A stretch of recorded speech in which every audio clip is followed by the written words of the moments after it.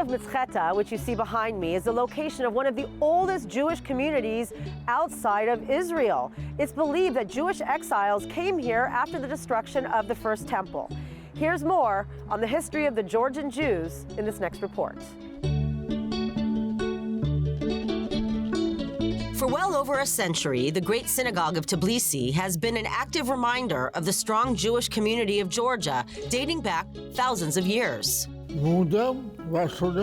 Every Saturday, Monday, and Thursday, we come here and serve God by praying and blessing the society.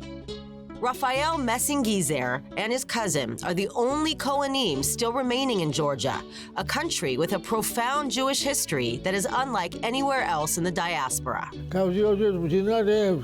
This country has always been an amazing environment for Jews throughout history. Jews have never been bullied or oppressed. We only experienced hardship during the 1950s when the Soviet government shut down religious establishments. I remember as a child we were not able to go to synagogue. We prayed underground in basements. Georgian Christians helped us hide ourselves and support our religious duties. Georgians would never ever tell anybody what we were doing. Nowadays, only 2,500 Jews remain, but the history of the Jews of Georgia actually dates back at least 26 centuries. Jews lived here during the First Temple period, but the mass exodus arrived after the destruction of Solomon's Temple in 586 BC. Historians say Jewish exiles fled to Georgia during the 6th century BCE when Babylonian king Nebuchadnezzar conquered Jerusalem and exiled the Jewish people. Professor, researcher, and author Givi Gambashidze is the director of the David Ba'azov Museum of the History of the Jews. There is also reason to believe that the biblical account of Abraham and Sarah's tent was actually located in Georgia's Caucasus Mountains.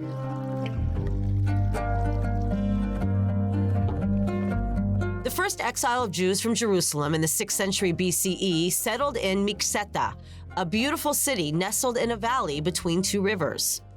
There is another historical source dating back to the period of Alexander the Great that tells us when Alexander passed through Georgia, kings and queens in Mikseta could speak Hebrew.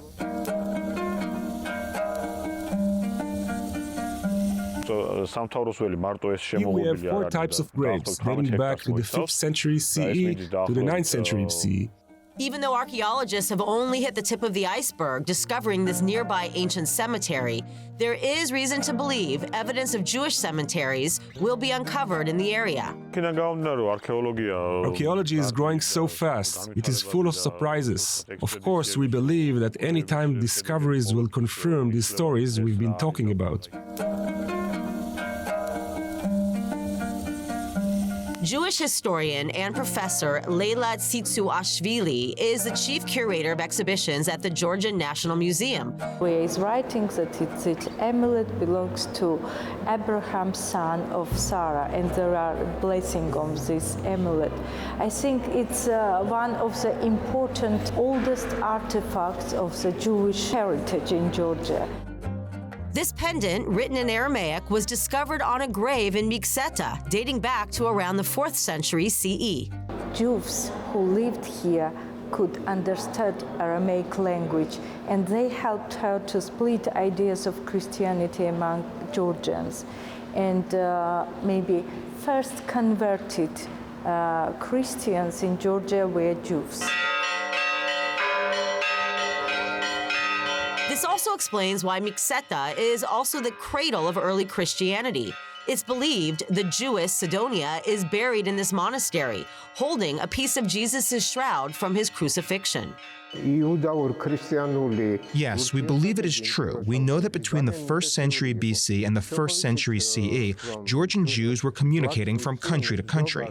We also know from historical sources of the life of Jesus that before he was crucified, rabbis from many nearby territories were called back to Jerusalem because they were the wise and clever scholars that sat and judged Jesus before he would be crucified, so no exception for Georgian Jews. This also sheds light on the over 2,000-year history of love and coexistence between Georgian Jews and Christians and even Muslims. It's worth mentioning that 200 BC to 200 CE was one of the biggest migration waves of Jews recognized by historical sources. At the peak of history, there were over 120,000 Jews living in Tbilisi and 30 other regions of Georgia. Jews never experienced problems during the Crusades and the Byzantine era. Throughout the centuries, Georgians never betrayed the Jews, and when there was a moment to fight, they would always fight together. We are like genetic cousins coming from the same source, and even have many people with biblical names. It's even believed that Georgia's royal dynasty, who ruled from the 9th till the 19th centuries, are direct descendants of biblical King David. King David IV, known as David the Builder, was the greatest king of Georgia. He united the whole Caucasian region, from the Black Sea to the Caspian Sea. He is recognized by sources as king number 78 after biblical David. And what's more, his great-granddaughter, Tamar, was an empowered 12th century ruler given the title of king. He announced her as the co-king of the country, and they ruled the country together for several years until the father was actually later died, and she became the king of Georgia. And if you just see her even costumes on the frescoes, she's dressed like a father, only with a little different details on the fresco that you definitely see that she is the female. The secret formula for harmony amongst all Georgians is still in place to this very day, even though the majority left for Israel during the 20th century. A lot of Georgians still have the best memories about their friend who left Georgia in 1970s or in 1990s. They always kept these memories and always with the sadness are talking about the times when Georgian cities, Georgian villages were full of Jews.